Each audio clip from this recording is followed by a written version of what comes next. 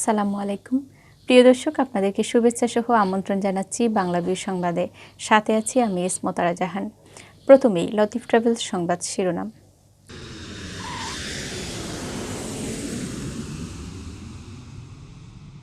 সরকার ঘোষিত বিধিনিষেধের 22 দিন পর সিলেট সহ সারা দেশের জেলার অভ্যন্তরে শুরু হয়েছে বাস চলাচল।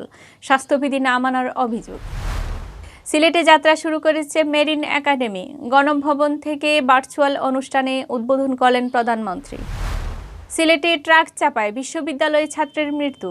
সড়ক অবরোধ করে বিক্ষোভ, থানায় মামলা। সরকারি নির্দেশনা অমান্য করায় সিলেটের শপিং মল বন্ধ করল প্রশাসন।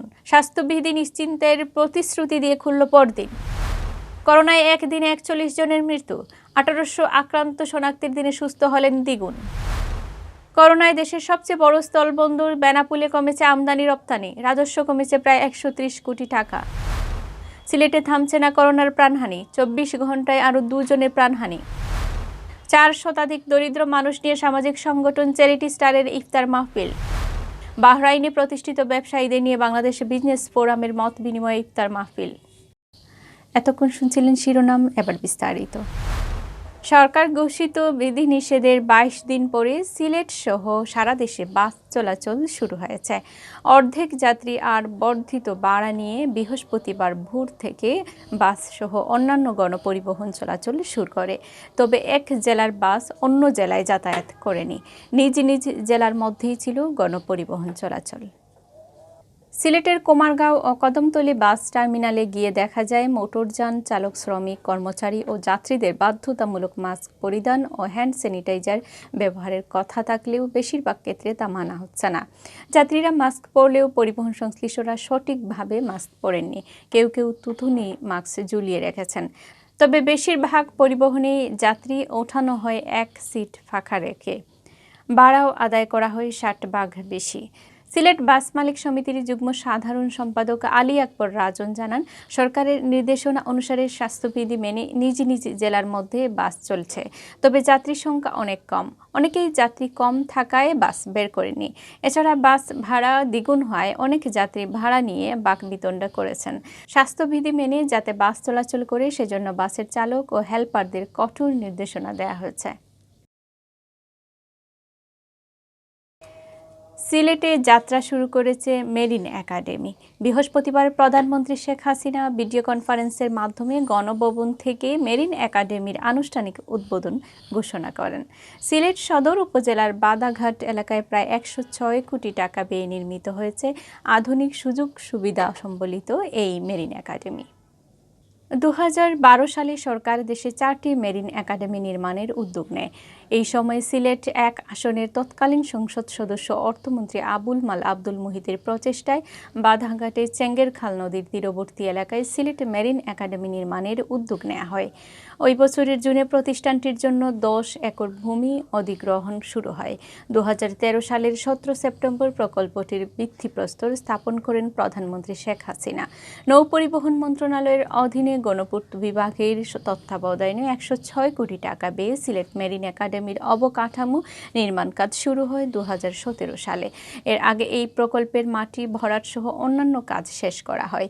প্রকল্পের আওতায় ছোট বড় 20টি বহুতল ভবন নির্মাণ করা হয়েছে। এসবের মধ্যে রয়েছে সুরমা একাডেমির ভবন, ছাত্রাবাস, 3টি আবাসিক ভবন, জিমনেসিয়াম, দৃষ্টিনন্দন মসজিদ, প্যারেড গ্রাউন্ড ও সুইমিং পুল। গণপূর্ত বিভাগ সূত্র জানায়, প্রকল্পের গ্যাস সংযোগ ব্যতীত বাকি সকল কাজ ইতিমধ্যে শেষ হয়েছে। গ্যাস সংযোগের কাজও দ্রুত শেষ হয়ে যাবে। এদিকে মেরিন একাডেমির প্রথম ব্যাচে 50 জন ক্যাডেট ভর্তি করা হয়েছে। এর মধ্যে ইঞ্জিনিয়ারিং ও নটিক্যাল শাখায় 25 জন করে শিক্ষার্থী রয়েছেন। বর্তমানে তারা চট্টগ্রাম মেরিন একাডেমিতে শিক্ষা কার্যক্রম চালিয়ে যাচ্ছেন। আগামী জুন অথবা জুলাইয়ে সিলেট ক্যাম্পাসে তাদের শিক্ষা কার্যক্রম শুরুর কথা রয়েছে।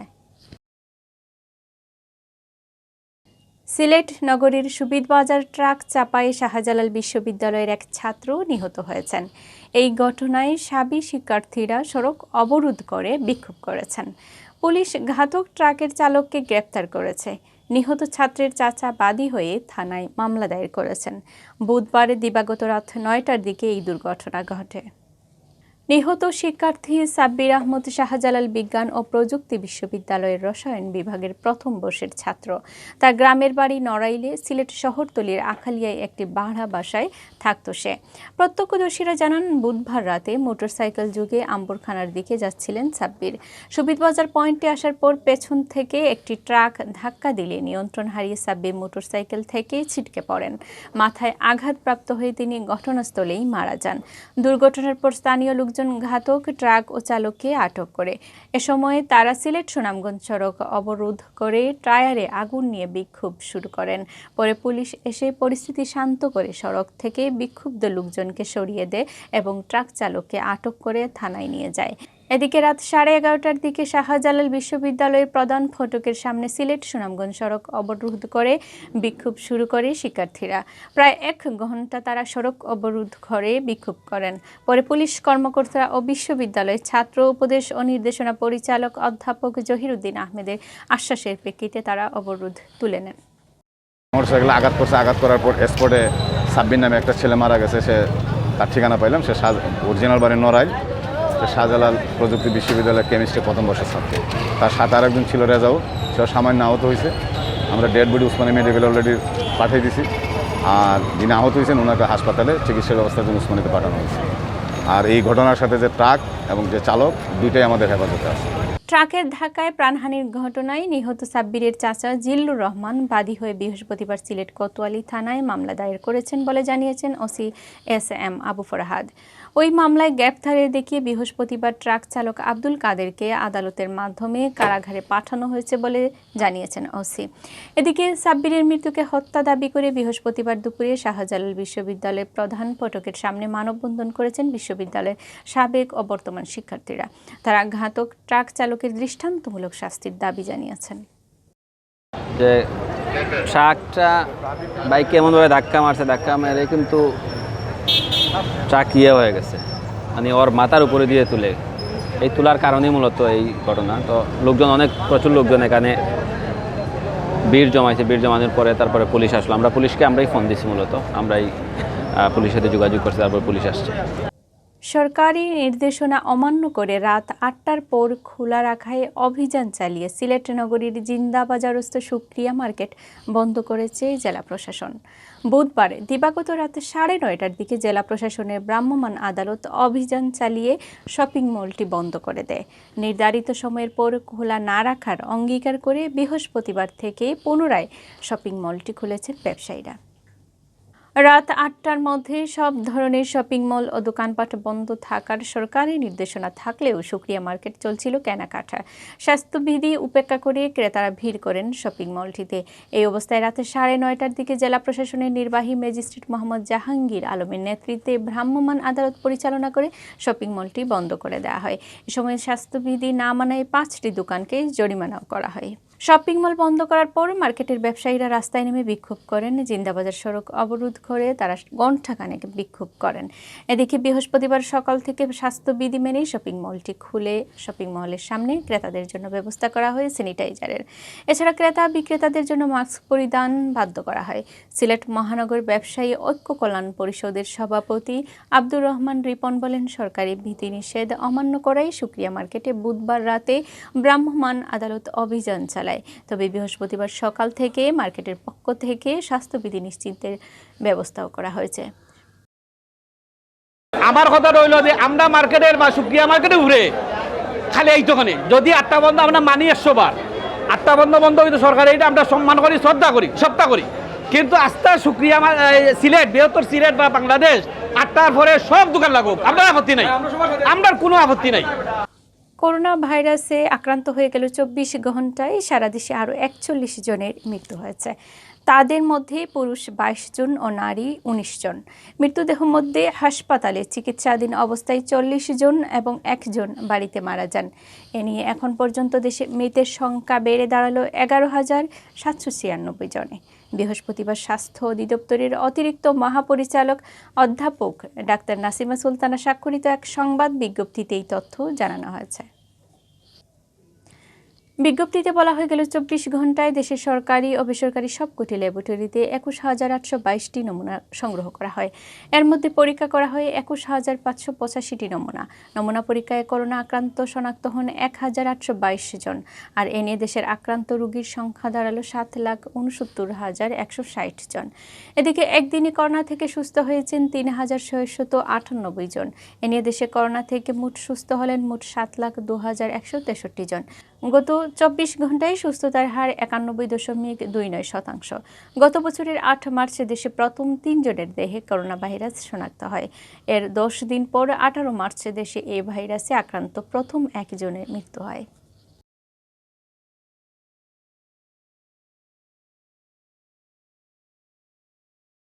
করোনার কারণে দেশের সবচেয়ে বড় স্থলবন্দর বেনাপোলে আমদানি রপ্তানি বাণিজ্য ধীর গতি নামায় রাজস্ব আয় কমেছে ১৩০ কোটি টাকা।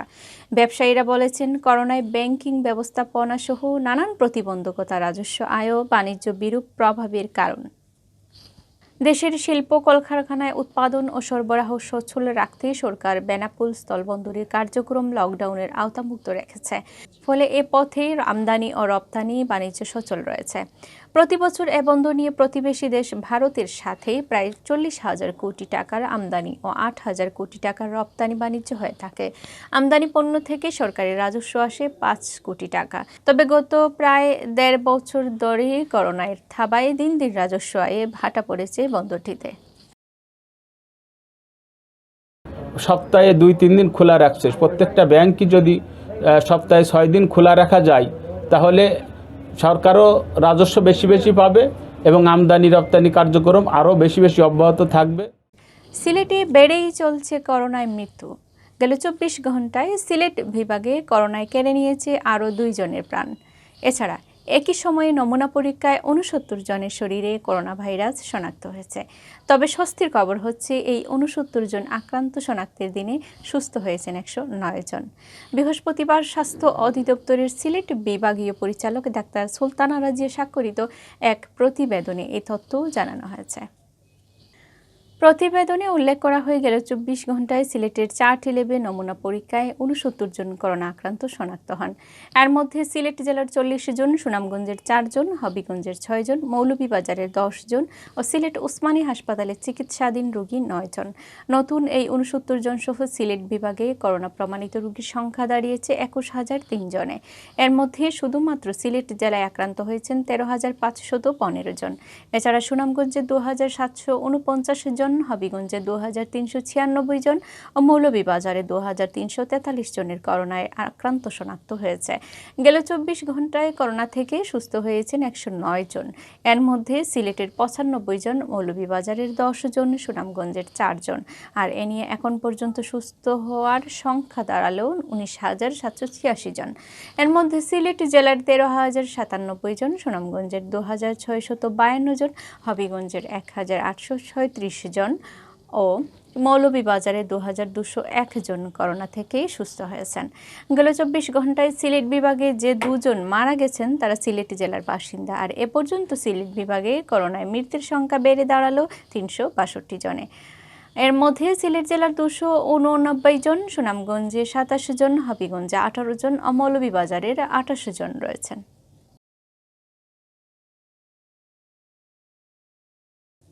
সামাজিক সংগঠন চ্যারিটি স্টারের উদ্যোগে ৪ শতাধিক অসহায় ও দরিদ্র মানুষ নিয়ে ইফতার মাহফিলের আয়োজন করা হয়। বুধবার সিলেট নগরীর শামীমাবাদ এলাকায় এই ইফতার মাহফিল অনুষ্ঠিত হয়। সংগঠনের সভাপতি ফাহিমুজ্জামান রাফির সভাপতিত্বে ও সাধারণ সম্পাদক সৈয়দ মাহফুজের পরিচালনায় ইফতার মাহফিল উপস্থিত ছিলেন সংগঠনের সাংগঠনিক সম্পাদক তাহমিদ সিদ্দিকী, সহ সাংগঠনিক সম্পাদক মুস্তাফিজুর রহমান ফাহিম, অর্থ সম্পাদক সৈয়দ সাইফ আহমদ, ক্রীড়া সম্পাদক সৈয়দ রুমেল সহ সংগঠনের সদস্যরা। বাহরাইনে বাংলাদেশি ব্যবসায়ীদের শীর্ষ সংগঠন বাংলাদেশ বিজনেস ফোরামের উদ্যোগে মত বিনিময় সভা অনুষ্ঠিত হয়েছে। সোমবার বাহরাইনের স্থানীয় সময় বিকেল ৫টায় সংগঠনের নিজস্ব ভবনের কনফারেন্স হলে এ মত বিনিময় সভা ও ইফতার মাহফিল অনুষ্ঠিত হয়। বাংলাদেশ বিজনেস ফোরামের প্রেসিডেন্ট একে আজাদ এর সভাপতিত্বে যৌথভাবে অনুষ্ঠান পরিচালনা করেন ডাক্তার জাহাঙ্গীর আলম ও মিজানুর রহমান। পবিত্র কোরআন তিলাওয়াত করেন আল মারুফ। মত বিনিময় ইফতার মাহফিল প্রধান অতিথি হিসেবে উপস্থিত ছিলেন বাংলাদেশ দূতাবাস বাহরাইনের শ্রম সচিব শেখ মোহাম্মদ তাওহিদুল ইসলাম। বিশেষ অতিথি হিসেবে উপস্থিত ছিলেন বাংলাদেশ বিজনেস ফোরামের ভাইস প্রেসিডেন্ট আব্দুল বাচিত, সাধারণ সম্পাদক আইনুল হক সহ সাধারণ সম্পাদক জসিমউদ্দিন। বক্তব্য রাখেন লিন্নাস মেডিকেল সেন্টারের চেয়ারম্যান জসিমউদ্দিন, বিশিষ্ট ব্যবসায়ী সালাউদ্দিন আহমেদ সহ কমিউনিটির নেতৃবৃন্দ। পরে বাংলাদেশ বিজনেস ফোরামের পক্ষ থেকে শেখ মোহাম্মদ তাওহিদুল ইসলামকে সম্মাননা স্মারক ক্রেস্ট প্রদান করা হয়।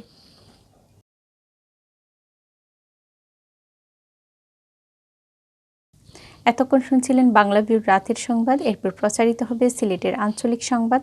দেখার আমন্ত্রণ রইল। সাথে থাকার জন্য ধন্যবাদ।